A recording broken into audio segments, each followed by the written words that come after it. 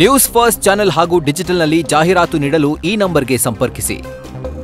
ನಮ್ಮ ಜೊತೆ ಮಾಜಿ ಸಚಿವ ರೇಣುಕಾಚಾರ್ಯ ನಮ್ಮ ಜೊತೆ ಇದ್ದಾರೆ, ಮಾತಾಡ್ಸೋಣ. ಸರ್, ಈಗ ಈ ಧರ್ಮಸ್ಥಳ ಚಲೋ ಏನ್ ಕರೆ, ಯಾವ ತರ ಕರೆ ಅಂತೇಳಿ ಯಾರಿಗೋಸ್ಕರ? ನೋಡಿ, ಇದು ಯಾರಿಗೋಸ್ಕರ ಅಲ್ಲ, ಧರ್ಮದ ಉಳಿವಿಗಾಗಿ, ಹಿಂದುತ್ವಕ್ಕೋಸ್ಕರ. ನಮ್ಮ ಭಾರತ ದೇಶ ಹಿಂದುತ್ವ ದೇಶ. ಇಲ್ಲಿ ಜಾತ್ಯಾತಿ ದೇಶ ಇಲ್ಲ ಅಂತಲ್ಲ. ಹಿಂದೂ ಮುಸಲ್ಮಾನ್ ಕ್ರೈಸ್ತರ ಒಟ್ಟಾಗಿ ಒಂದು ಭಾರತ ಮಾತೆಯ ಮಕ್ಕಳಾಗಿ ಸಹಬಾಳಿಂದ ಬಾಳಬೇಕು ನಿಜ ಸಾಮರಸ್ಯದಿಂದ. ಆದರೆ ಹಿಂದೂಗಳನ್ನ ಹೊಡೆದಾಡ್ತಕ್ಕಂಥ ಈ ದುಷ್ಟ ಕಾಂಗ್ರೆಸ್ ಸರ್ಕಾರಕ್ಕೆ ತಕ್ಕ ಪಾಠ ಕಲಿಸ್ಬೇಕು.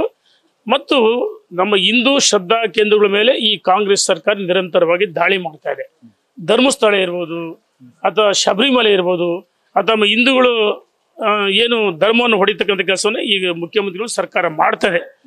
ಯಾವ ಚಿಹ್ನೆಯ ಬುಡಿ ಹಿಡ್ಕೊಂಬಂದಲ್ಲ, ಮೊದಲು ಫಸ್ಟ್ FIR ಅವನ ಮೇಲೆ ಹಾಕ್ಬೇಕಾಯ್ತು. ಯಾಕಂದ್ರೆ ಅಸ್ಥಿ ಪಂಜರ ಬುರುಡೆನ ತರಕ್ಕೆ ಕಾನೂನಿನ ಅವಕಾಶ ಇಲ್ಲ. ಒಬ್ಬ ವ್ಯಕ್ತಿಗೆ ಶರಣವನ್ನು ಊತಿರ್ತಕ್ಕಂಥ ಬುರುಡೆ ತರ್ತಾರಂತಂದ್ರೆ ಮ್ಯಾಜಿಸ್ಟ್ರೇಟ್ರು ಅನುಮತಿ ಪಡಿಬೇಕಾಯ್ತು. ಯಾವುದೇ ಅನುಮತಿಯನ್ನು ಪಡೆಯದೆ ಆ ಬುರುಡೆ ತಂದ ವ್ಯಕ್ತಿಯನ್ನು ಅವನಿಗೆ ಮಾಧ್ಯಮಗಳಲ್ಲಿ ವೈಭವೀಕರಿಸಿ SIT ತನಿಖೆ ರಚನೆ ಮಾಡಿ ಈ ಏನು ಹಿಂದೂ ಶ್ರದ್ಧಾ ಕೇಂದ್ರಗಳ ದಾಳಿ ಮಾಡ್ತಿದೆಯಲ್ಲ, ಅದಕ್ಕೋಸ್ಕರ ಭಾರತೀಯ ಜನತಾ ಪಾರ್ಟಿ ಏನು ಧರ್ಮದ ಉಳಿವಿಗಾಗಿ ಧರ್ಮ ಯುದ್ಧವನ್ನು ಮಾಡಿದ್ವಿ. ಈಗ ಧರ್ಮಸ್ಥಳ ಚಲೋ ನಾವು ಕಾಂಗ್ರೆಸ್ಗೆ ಎಚ್ಚರಿಕೆಯನ್ನು ಕೊಡ್ತೀವಿ. ಈ ಸರ್ಕಾರ ತಾಯಿ ಚಾಮುಂಡೇಶ್ವರಿ, ಮಂಜುನಾಥ ಅಣ್ಣಸ್ವಾಮಿ ಶಾಪ ತಟ್ಟುತ್ತೆ, ಸರ್ಕಾರ ಪತನ ಆಗುತ್ತೆ. ಇದು ಅಂತಾರಾಷ್ಟ್ರೀಯ ಮಟ್ಟದ ಸುದ್ದಿಯಾಗಿದೆ. ಅಂತಾರಾಷ್ಟ್ರೀಯ ಮಟ್ಟದ ಸುದ್ದಿಯಾಗಿದೆ, ಕೇವಲ ರಾಜ್ಯದಲ್ಲಿ ಆಗಿಲ್ಲ, ಅಂತಾರಾಷ್ಟ್ರೀಯ ಮಟ್ಟದ ಹಣ ವರ್ಗಾವಣೆ ಆಗಿದೆ. NIA ವಹಿಸಲೇಬೇಕು ಮತ್ತು ED ತನಿಖೆ ಆಗಬೇಕು. ನಮ್ಮ ರಾಜ್ಯಾಧ್ಯಕ್ಷರ ನೇತೃತ್ವದಲ್ಲಿ ಬಹಳ ದೊಡ್ಡ ಮಟ್ಟದ ಒಂದು ಧರ್ಮಸ್ಥಳ ಚಲವಿದೆ.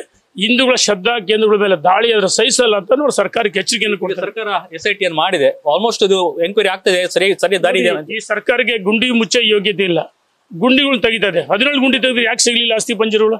ಅಂದ್ರೆ ಈ ಸರ್ಕಾರ ಎಲ್ಲೋ ಒಂದ್ ಕಡೆ ಹಿಂದೂ ಶ್ರದ್ಧಾ ಕೇಂದ್ರಗಳ ಮೇಲೆ PFI STP ಸಂಘಟನೆಗಳ ದಾಳಿ ಮಾಡ್ತದೆ. ನಾವು ಸ್ಪಷ್ಟವಾಗಿ ಹೇಳ್ತೀವಿ, ಈ ಸರ್ಕಾರ ದಿಕ್ಕು ದೆಸೆನೇ ಇಲ್ಲ. ಹಿಂದೂ ವಿರೋಧಿ ಸರ್ಕಾರ, ಕೇಸರಿ ಕಂಟ್ರೋಲ್ ಅರ್ಜಿ ನಾವು ಒತ್ತಾಯ ಮಾಡ್ತೀವಿ. ಪರಮೇಶ್ವರ್ ಹೇಳ್ತಾರೆ NIA ವಹಿಸಲ್ಲ ಅಂದ್ರೆ ವಹಿಸಕ್ಕಾಗಲ್ಲ ಅಂತ ಹೇಳ್ತಾರೆ. ನೋಡಿ, ಈ SIT ರಚನೆ ಮಾಡಿದ್ರು ರಾಜ್ಯ ಸರ್ಕಾರ ಮತ್ತು ಪೊಲೀಸ್ ಬಗ್ಗೆ ನಂಬಿಕೆ ಇಲ್ಲ ಅಂತ ಇದೆ. ಆದರೆ ಈ ಸರ್ಕಾರ ಅವ್ರ ಕೈಗಳನ್ನು ಕಟ್ಟಿ ಹಾಕಿದೆ. ನಾವು ಸ್ಪಷ್ಟವಾಗಿ ಒತ್ತಾಯ ಮಾಡ್ತೀವಿ, NIA ವಹಿಸಲೇಬೇಕು. ಈಗ ನೋಡಿ, ತಾಯಿ ಚಾಮುಂಡಿ ಬೆಟ್ಟ ಹಿಂದೂಗಳ ಆಸ್ತಿ ಅಲ್ಲ ಅಂತ ಹೇಳ್ತಾರೆ DK ಶಿವಕುಮಾರ್. ಇವ್ರು ಬಿಟ್ಟೆ ಟಿಪ್ಪು ಅದು ಬೆಟ್ಟ ಮಾಡ್ತಾರೆ, ಕಪಾಲಿ ಬೆಟ್ಟ, ಏಸು ಬೆಟ್ಟ ಮಾಡಲಿಲ್ಲ ಇವರು.